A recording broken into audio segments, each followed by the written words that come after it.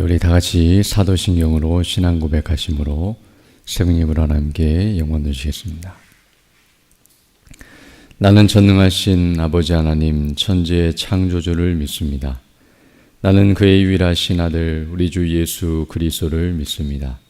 그는 성령으로 잉태되어 동정녀 마리아에게서 나시고 본디오 빌라도에게 고난을 받아 십자가에 못 박혀 죽으시고 장사된 지 사흘 만에 죽은 자 가운데서 다시 살아나셨으며 하늘에 오르시어 전능하신 아버지 하나님 우편에 앉아 계시다가 거기로부터 살아있는 자와 죽은 자를 심판하러 오십니다. 나는 성령을 믿으며 거룩한 공교회와 성도의 교제와 죄를 용서받는 것과 몸의 부활과 영생을 믿습니다. 아멘. 우리 다 같이 찬송가 20장 구찬송가는 41장입니다. 큰 영광 중에 계신 주.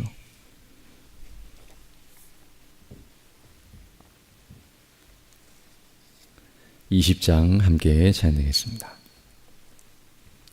큰 영광 중에 계신 주 나 찬송합니다.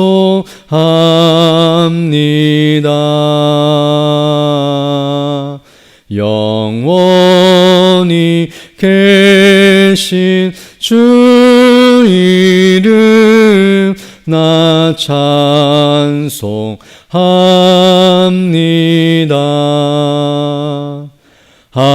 한없이 크신 능력을 나 찬송합니다.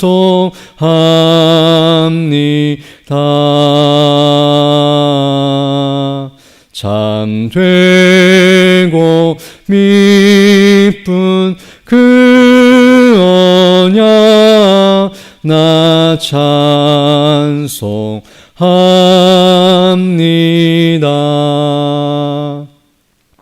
온 천지 창조하시던 그 말씀 힘이 써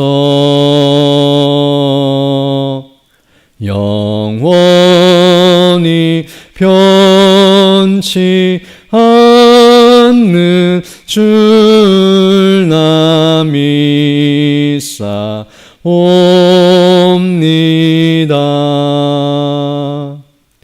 그 온유하신 줌성 날 불러 주시고 그 품에 품어 주시니 나 찬송합니다.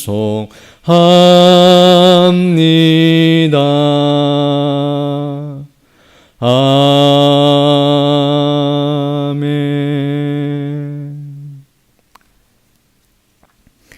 하나님 말씀은 마가복음 5장 1절로 8절 말씀입니다.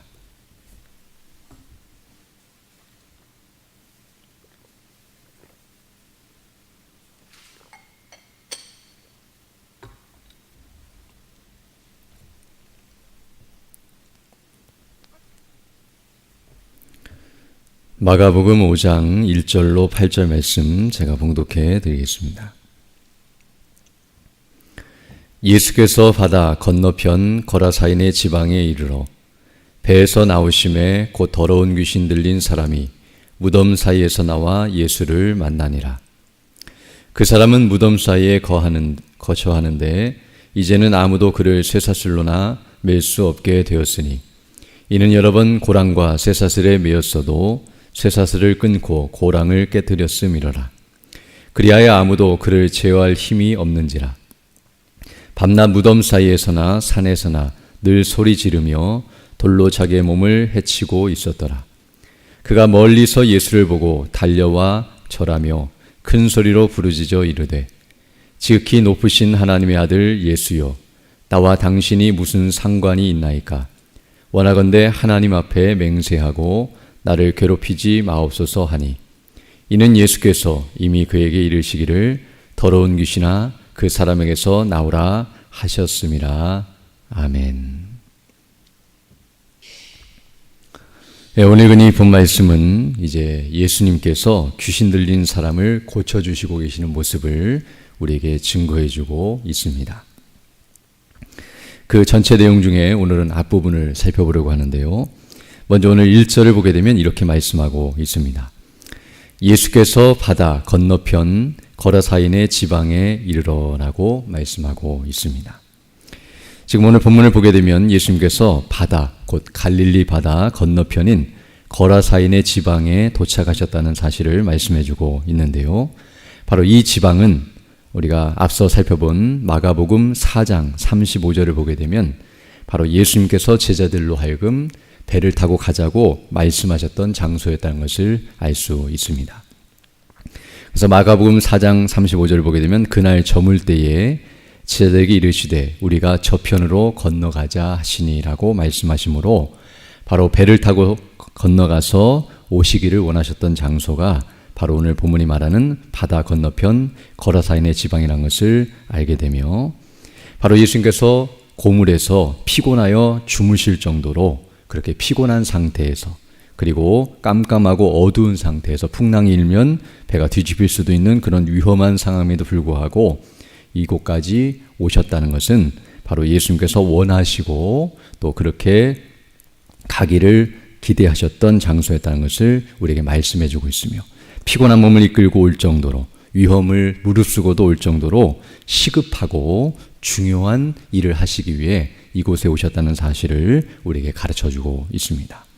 그리고 예수님께서 지금 마가복음 5장 1절로 8절 말씀 읽었는데요. 바로 이곳에 오신 궁극적인 목적은 바로 귀신 들린 이 사람을 고쳐주시기 위해 의도적으로 일부러 이곳에 오셨다는 사실을 우리는 알 수 있습니다. 그리고 이제 2절을 보게 되면 이렇게 말씀하고 있는데요. 배에서 나오심에 곧 더러운 귀신 들린 사람이 무덤 사이에서 나와 예수를 만나니라 라고 말씀해 주고 있습니다. 여기 2절을 보게 되면 귀신 들린 사람이 무덤에 있다가 그 무덤 사이에서 이제 예수님을 만나러 나왔다고 말씀하고 예수님을 만나게 되었다고 말씀하고 있는데요.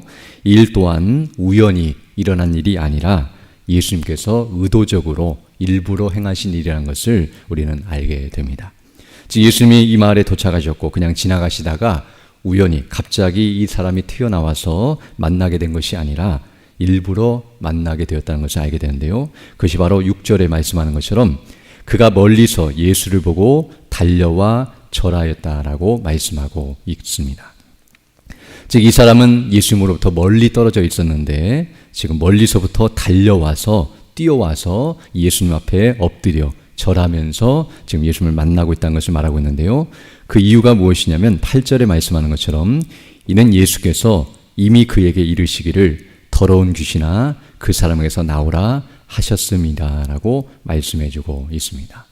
즉 예수님께서 이 마을에 도착하시자마자 그리고 배에서 내리시자마자 그 귀신 들린 사람을 향하여서 그 귀신이 나올 것을 먼저 명령하셨기 때문에 이 귀신이 그것을 알아보고 또 그 명령을 듣고서 놀래서 지금 달려와 예수님께 엎드려 간구하고 있는 모습이라는 것을 알 수 있습니다.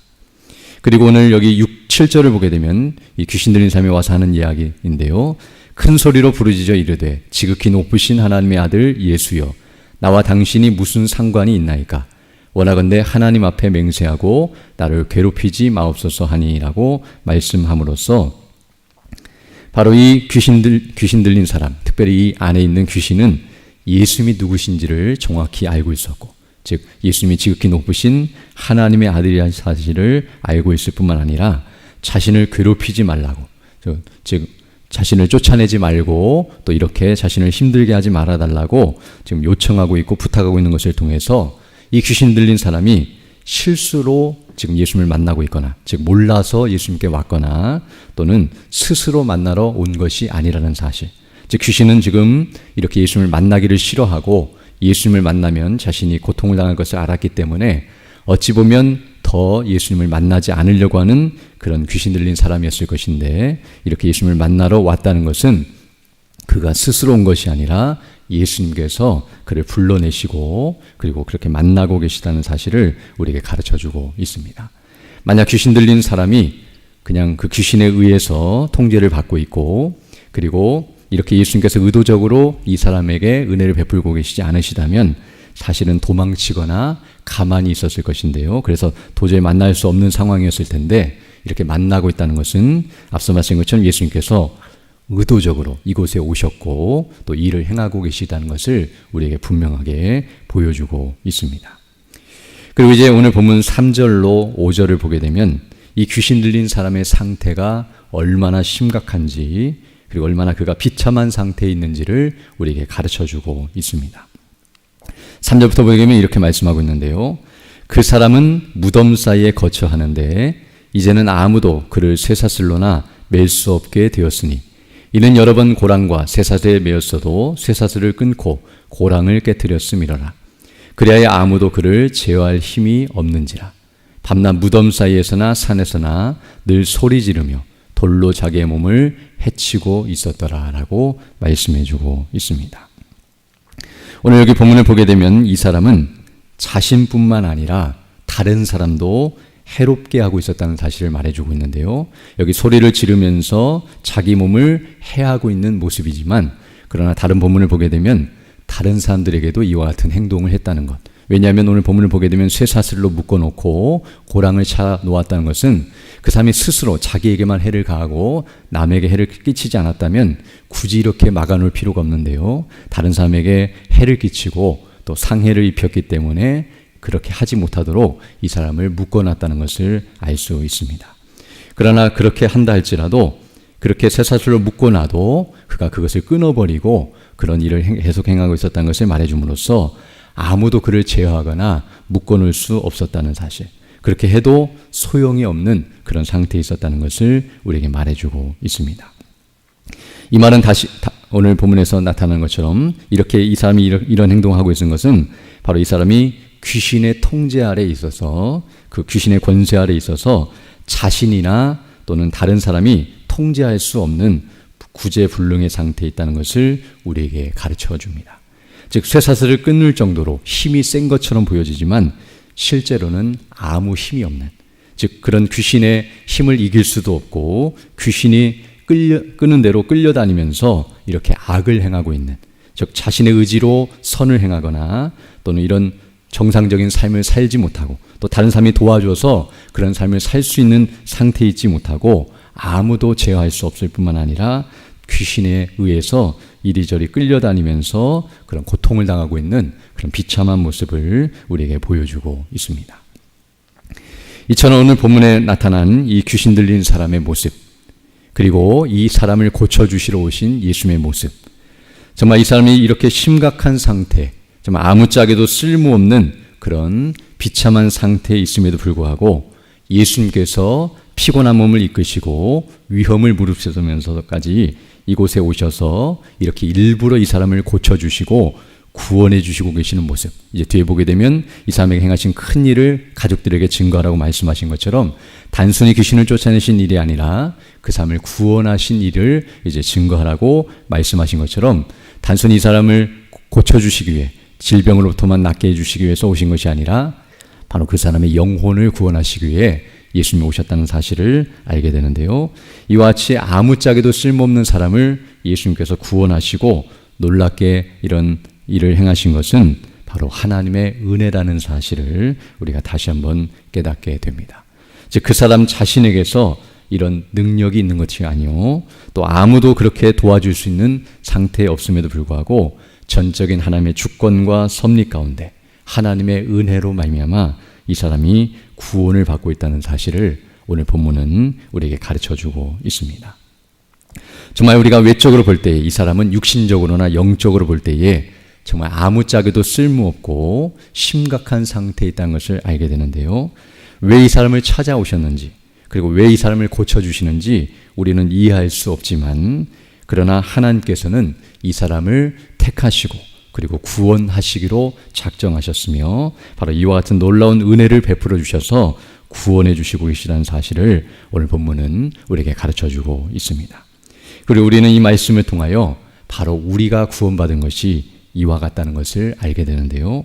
우리도 외적으로 볼 때는 이 사람과 다른 것처럼 보여지지만 정도의 차이만 있지 영적으로는 똑같이 사단의 권세 아래서 죄를 범하며 하나님 앞에서 아무짝에도 쓸모없는 정말 지옥의 영원한 형벌을 받아 마땅한 죄인들이라는 사실을 알게 되며 본질적으로는 똑같은 상태에 있다는 것을 생각할 때에 정말 우리 스스로는 우리 자신이 구원받을 수 없고 또 귀신을 제어하거나 사단의 권세를 이겨낼 수 없고 이와 같이 악을 행할 수밖에 없는 그런 의미 없는 삶을 사는 가치 없는 존재였지만 우리 주 예수 그리스도 안에서 우리를 구원하신 것은 하나님의 놀라우신 은혜라는 사실을 우리가 다시 한번 깨닫게 되며 이런 은혜를 베푸신 하나님께 감사와 영광을 돌려야 할 줄로 믿습니다.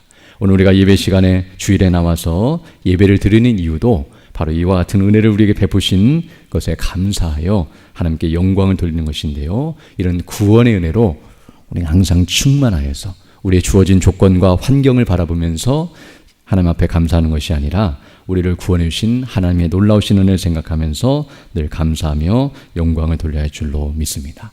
또한 더 나아가 오늘 이런 하나님의 은혜는 누구에게든지 임할 수 있고 그리고 어떤 환경 속에서도 베풀어질 수 있다는 것을 우리가 보게 되는데요. 바로 이런 심각한 상태에 있다 할지라도 사람의 눈으로 보기에는 저런 사람은 구원받을 이유도 없고 구원받을 필요도 없다고 여겨지는 그런 사람마저도 하나님께서 은혜를 베푸신다는 사실을 통해서 이 세상에서 구원받지 못할 사람은 단 한 사람도 없으며 누구에게든지 이런 은혜가 베풀어질 수 있다는 것을 우리가 보게 되며 또 앞서 우리가 살펴본 것처럼 풍랑이 일고 사단이 이렇게 강력하게 그를 통제하면서 거스리고 대항하고 대적한다 할지라도 그 하나님의 은혜를 막을 수 없다는 사실. 그래서 매튜 헨리 목사님은 앞에서 풍랑이 일어 예수님께서 이곳을 오시려고 할 때 풍랑이 이른 것은 사단이 그것을 감지하고 이것을 막아보려고 애를 쓴 모습처럼 보인다라고 주석하기도 하는데요. 바로 이와 같이 사단이 아무리 하나님의 은혜를 거부하려고 하고 대적하려고 하고 또 예수님 오시는 것을 막고 이 사람이 은혜 받는 것을 막으려 한다 할지라도 사단의 권세로는 하나님의 은혜를 막을 수 없다는 사실을 우리에게 분명하게 보여주며 하나님께서는 누구에게든지 어떤 환경과 조건 속에서든지 은혜를 베푸실 수 있는 분이라는 사실을 우리에게 가르쳐주고 있습니다.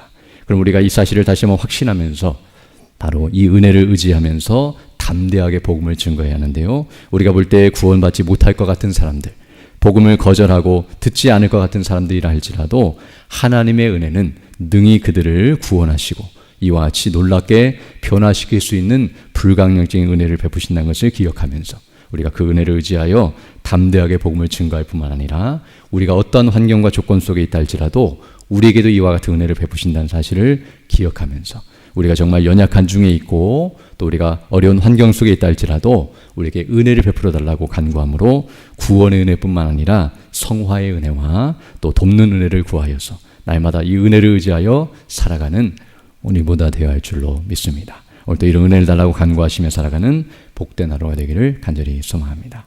함께 기도드리겠습니다. 거룩하시고 자비로우신 아버지 하나님 감사를 드립니다. 지난밤에 우리에게 은혜를 더하여 주셔서 또 이렇게 귀한 하루를 시작할 수 있도록 인도해 주시고 또 이렇게 주의 말씀을 통하여 하나님께서 우리에게 베푸신 은혜와 영광이 무엇인지를 다시 한번 주목하며 그 은혜에 감사하며 영광 돌리고 그 은혜를 따라 살아갈 수 있는 복된 하나를 우리에게 허락해 주심을 인하여 감사를 드립니다. 오늘 주일을 맞이하여 주 백성들 함께 모여 예배하며 영광 돌릴 때에 이 구원의 은혜로 충만케 해주시고 우리 베푸신 그 은혜를 찬미하고 또 하나님께 영광 돌리며 특별히 예배를 인도하시며 말씀을 증거하시는 우리 귀한 담임 목사님에게 능력과 건강과 성령의 충만함과 은혜로 함께 해주셔서 주의 진리의 말씀 복음이 담대히 선포될 수 있도록 은혜를 더하여 주시고 그 말씀을 통하여 우리 모든 성도들이 은혜를 받고 믿음 안에 더욱 견고하게 서서 하나님의 나라와 그 영광을 위해 헌신하며 수고하는 대로 나아갈 수 있도록 은총을 더해 주시며 오늘 또 하나님이 주시는 참된 안식과 기쁨을 누리는 복된 안식이 될 수 있도록 은총을 더하여 주옵소서. 특별히 연약한 중에 있는 주 백성들 일일이 기억해 주시고 치료해 주시고 회복해 주셔서 더 건강한 모습으로 주일에 힘쓰는 믿음의 산들 다 될 수 있도록 은혜를 더하여 주옵소서. 이 시간 기도할 때 주의 성령께서 함께하사 믿음으로 주의 뜻을 간구하는 귀한 시간 되게 하시고, 또 하나도 주와 동행하는 복된 하나가 될 수 있도록 은총을 더하여 주옵소서. 우리 구주 예수님 이름으로 기도드립니다. 아멘. 하늘에 계신 우리 아버지, 아버지의 이름을 거룩하게 하시며 아버지의 나라가 오게 하시며 아버지의 뜻이 하늘에서와 같이 땅에서도 이루어지게 하소서. 오늘 우리에게 일용할 양식을 주시고 우리가 우리에게 잘못한 삶을 용서하여 준 것 같이 우리 죄를 용서하여 주시고 우리를 시험에 빠지지 않게 하시고 악에서 구하소서. 나라와 권능과 영광이 영원히 아버지의 것입니다. 아멘. 기도하시고 돌아가시 바랍니다.